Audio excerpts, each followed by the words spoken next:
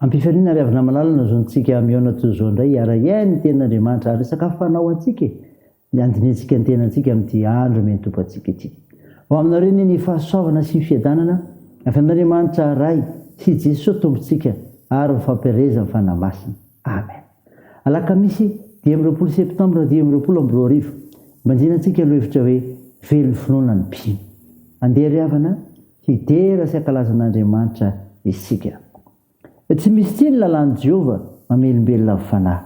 Mahatoky ny telo vavolombelon'i Jehova mahendry ny kely saina. Mahitsy ny fahadidian'i Jehova mahafaly ny fo. Madio ny didin'i Jehova mampazava ny maso. Madio ny fatahoranan'i Jehova maharitra manakizay. Marina fitsipy Jehova eny mahitsy avokoa. Amen.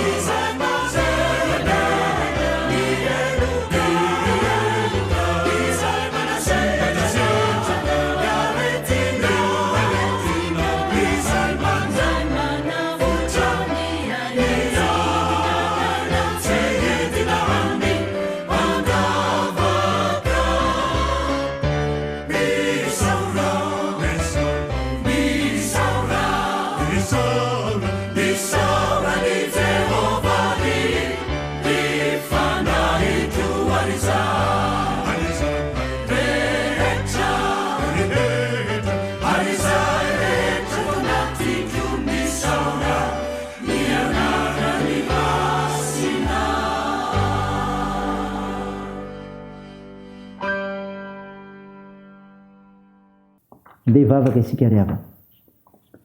Andriamanitra mpanavitra anay io. Andriamanitra mijery mipindry tsiraray ianao ary miatrika sy mitsinjo anay isan'andro. Misaotra anao zay amin'ny zavatra rehetra. Midera sy mankalaza ny anaranao masina zay ary manome voninahitra ho anao. Tompo, manao tsy fahanterahanay dia manatona anao zay miaiky ny fahadisoanay. Mangataka famindramponao mamindra fo aminay ary mamela anelokay. Afao zay. Fenoy fananao masina zay hitarika anay amin'ny fanambaran'ny teninao, ziovakiana aminay, hivelomanay ny finoananao Andriamanitra. Anaran'i Jesosy Kristy no angatanay izany mivavaka izany. Amen. Ry havana malala, ny finainao antsika amin'ny teny dia hitanao filazantsara soratan'i Lioka. Lioka 7:1 ka hatramin'ny 10. Mivaky toy izao anaran'i Jesosy. Ary rehefa vitan'i Jesosy teo anatrehan'ny olona izany toriteny rehetra izany dia nakany Kapernaoma izy. Ary ny mpanompon'ny kapiteny anankiray izay malalany dia narary efa ho faty. Ko raha nareny amin'i Jesosy ilay kapiteny dia naniraka loholony jiosy akeo aminy angataka azy mba ho avy ka hasitrana amin'ny mpanompony. Ary rehefa tonga teo amin'i Jesosy ireo dia nangataka mafy tamika manao hoe miendrika ny anaovanao izany izy satria tia ny firenentsika izy sady izy ny efa nanao ny sinagoga ho antsika. Ary Jesosy nandeha niaraka taminy. Ary rehefa amby teo akaiky ny trano izy ilay kapiteny dia naniraka sakaiza hitsena azy ka nanao tamin'ny hoe tompoko aza manahirana ny tenanao ianao fa tsy mendrika nidiranao tambany tafitranoko aho koa na dia ny tenako aza dia nataoko fa tsy miendrika akeo aminao fa mitenena ihany dia ho sitrany ny ankizilahiko fa izao koa mba lehilahy manan-dehibe ihany ka manana miaramila izay feheziko koa hoy izaho amin'ny anankiray mandehana dia mandeha izy ary amin'ny anankiray koa avy dia avy izy ary amin'ny mpanompoko ataovy izao dia manao izy ary noho izany Jesosy dia gaga taminy ary dia nitodika izy ka nanao tamin'ny vahoaka izay nanaraka azy hoe lazaiko aminareo fa tsy mbola nahita finoana lehibe toy izany aho na dia tamin'ny Israely azy ary noho nitafaverina tao an-trano ireo iraka ireo dia hitany fa sitrana ilay mpanompo. Amen. Ramasinao manamasinana amin'ny fahamarinana ny teninao ny fahamarinana. Amen. Rehona malala ho aminao ny fiadanan'i Jesosy Kristy dia ilay Jesosy Kristy mpamonjy antsika. Nofinaina vakina tamintsika teo ry havana filazantsara Luka 7:20-10 dia tantara milaza ny nanasana Jesosy ny mpanompo ilay kapiteny. Dia hoy Jesosy, lazaiko aminareo fa tsy mbola nahita finoana lehibe toy izany aho na dia tamin'ny Israely aza. Gaga tamin'ny finoan'ity kapiteny Romana ity Jesosy ary mario fa indro ihany Jesosy no voatantara filazantsara fa gaga toy izany. Eto ny iray ary eo Marka 4:9 ny anankiray. Fa inona no mahagaga an Jesosy tamin'ny kapiteny Romana ity? Ny finoana feno fanitretena nananana izany ry havana. Ny finoana feno fanitretena nananana. Kapiteny Romana manamboninahitra sy fahefana. Izy anefa dia niteny hoe na dia ny tenako aza dia nataoko fa tsy mendrika akeo aminao. Ary tena fietreritra izany amin'izao androntsika tsy ahaizany maro manery-tena izao. Ny afatra faharoa eto ry havana dia izao. Ny finoana tsy nila fahitana nananana. Ny finoana tsy nila fahitana nananana.